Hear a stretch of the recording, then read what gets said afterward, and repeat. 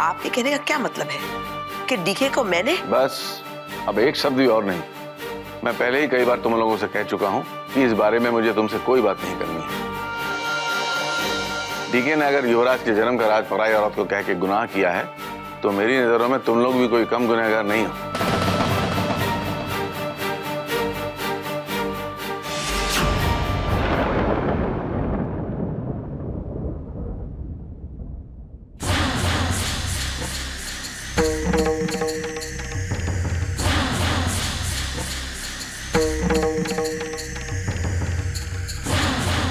संध्या, पता है मैं खुद चाहती थी कि मेरे पति को सजा मिले, लेकिन आज उनके साथ ये सब कुछ होता देख पता नहीं क्यों मुझे बिल्कुल अच्छा नहीं लग रहा है। जाग गया भारतीय नारी का पति प्रेम। फिर वो पति कैसा भी हो, कितने जुल्म ढाए हो उस पति ने, लेकिन वही पति परमेश्वर है। फिर उसी पति ने आपके माँ बाप को सड़क पर क्यों न लाया? तो उस पति ने उन्हें दर दर की ठोकरें खाने पर मजबूर क्यों न किया? आपको गोडाउन में बिना खाने के बिना पानी के कई दिनों तक बंद क्यों न रखा? जानवरों की तरह क्यों न पीटा? और तो और सुनी चाची, आप मुझे बताइए, 5 साल की शादीशुदा जिंदगी में एक बार उस इंसान ने आपको पत्नी की तरह देखा है? नहीं ना? फिर भी उसके लिए पति प्रेम जाग गया आपका। उस इंसान ने मेरी इज्जत पर हाथ डाला, कितने लोगों के खून की, मेरे बाबा को मार डाला, नीरज को मार डाला, पता नहीं कितने बेगुनाहों को मार डाला। फिर भी आपको बुरा लग रहा है।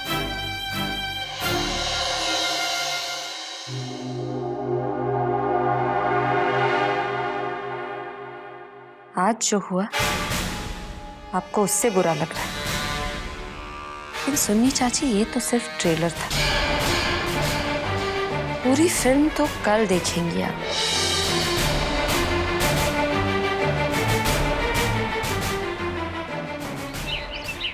चाची, मैं और तुम्हारे जीजाजी सोच रहे थे कि अब हम कोई भाड़े का घर देख लेंगे।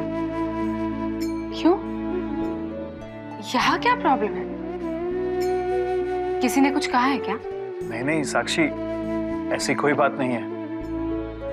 वैसे भी हम लोग यहाँ पे बहुत दिनों से रुके हैं और आप लोगों को भी तो प्राइवेसी चाहिए ना।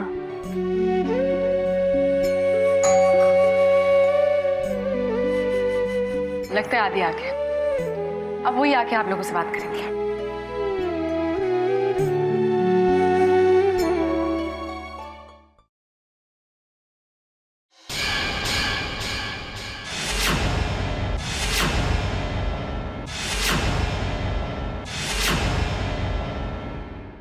आप? जी।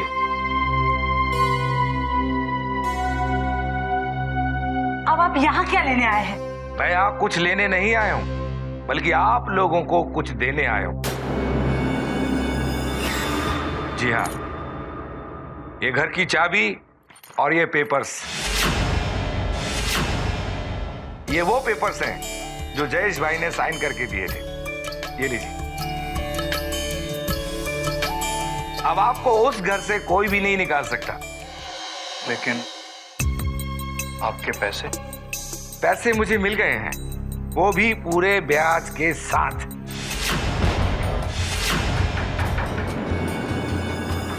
बल्कि मैं तो ये कहूंगा कि उससे भी कहीं ज्यादा मिल गए। लेकिन वो पैसे आपको दिए किसने? आपकी मिसेज सविता जी की बहन ने।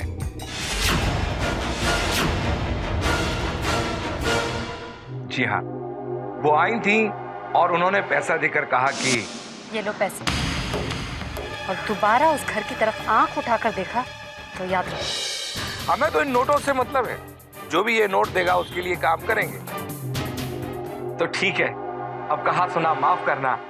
फर्नीचर का जो भी नुकसान हुआ है उसका भुगतान हम करेंगे। अच्छा, अब हम चलते हैं। प्रणाम। हमारे कौन बहन जाकर दीपेश भाई से मिल सकती है? ये तो दीपेश भाई बता पाए। दीपेश भाई, सुनिए ना। जी आइए। जी बोलिए। आप बाहर से जा रहे हैं, अंदर तो आइए। अरे नहीं नहीं मुझे क्षमा करिएगा, मैं अंदर नहीं आ सकता। मैं अंदर आऊंगा तो मैडम फिर गुस्सा हो जाएंगे, इसलिए मैं यहीं पर ही ठीक हूँ। मैं चलता हूँ। नहीं नहीं दीपेश भाई, ऐसे क्यों सोच रहे हैं आप? आइए ना, मैं आपको एक तस्वीर दिखाती हूँ। क्या वो तस्वीर देखकर आप पहचान सकते हैं कि हमारी कौन सी बहन आपसे आकर मिली थी? आइए ना। आइए आइए। चलिए। ठीक। ठीक।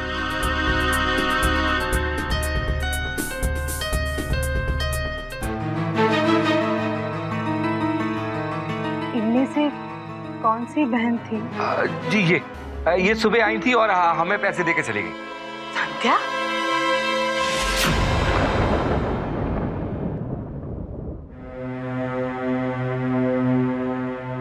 मैं कहता था ना कि तुम लोग जो कुछ भी कर रहे हो उसका खामियाजा सबको भुगतना पड़ेगा एक न एक दिन। अब देख लो, कहीं सुकून नहीं है, न इस घर के अंदर न घर से बाहर। बिजनेस में घाटे पे घाटा हुआ जा रहा है। पहली बार गवर्नमेंट ने हमारा टेंडर भी रिजेक्ट कर दिया है। और अब ये कलकत्ता ऑफिस, कम से कम ये फैक्ट्री और ऑफिस था जो नीरज बड़े अच्छे से हैंडल कर रहा था, उसे भी आप लोगों ने भगा दिया। और उसे भगाने के बाद आप लोगों में से कोई वहां गया नहीं? पापा, हमने उसे नहीं भगाया, वो खुद भागा था संध्या को लेकर। लेकिन भागा तो तुम लोगों की वजह से ही ना। दादा साहब, अब इस बहस का क्या फायदा? आप मुझे बताइए ना क्या करना है। क्या करना है अब तुम लोग सोचो। वहां वर्कर ने स्ट्राइक कर दी है, फैक्ट्री में आग भी लगा दी है। पता नहीं कौन हमारे पीछे पड़ा हुआ है। वहां किसी ने या तो सबको भड़काया है या फिर पैसे खिलाए हैं ये सब काम करने के लिए। मुझे फोन आया था तो मैं यहाँ बताने चला आया। और देखिए, मैं तो वहां जाने वाला हूं नहीं। और मेरे इतना मना करने के बावजूद तुम लोगों ने साक्षी और सविता के साथ जो बर्ताव किया, उसके बाद मुझसे कोई उम्मीद भी ना रखे तो अच्छा है। साहब, आप फिक्र मत कीजिए, मैं कोलकाता जाता हूँ, सब ठीक कर लूंगा। लेकिन पंकज, अगर तुम कलकत्ता चले गए तुम्हें वहां कुछ दिन रुकना पड़ सकता है। और तुम वहां गए तो यहाँ पर डीके भी तो जा सकता है ना? नहीं नहीं, डीके को नहीं, डीके को यहीं रहने दो, वैनी साहब के सामने। वैसे ही उसका दिमाग आजकल कुछ अलग ही चल रहा है। अगर वो वहां अकेला गया तो कोई नया बखेड़ा खड़ा कर देगा। इससे तो बेहतर है कि मैं वहां चला जाऊं और सारा फैक्ट्री का काम मैं संभाल लूंगा, सब कुछ ठीक करके आ जाऊंगा, बहुत जल्द आ जाऊंगा। ऐसा लगता है कि कोई जानबूझकर हमारे साथ ये सब कर रहा है।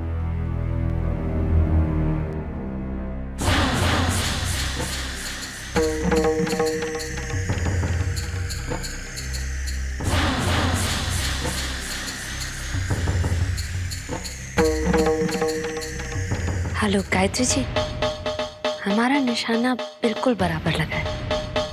पंकज अंकल ही यहाँ से बाहर जा रहे हैं और उस डीके को तो बहुत जल्द मैं खुद ही यहाँ से बाहर करवा दूंगी। फिर मैदान में बचेंगे सिर्फ 2 लोग, माँ और बेटा।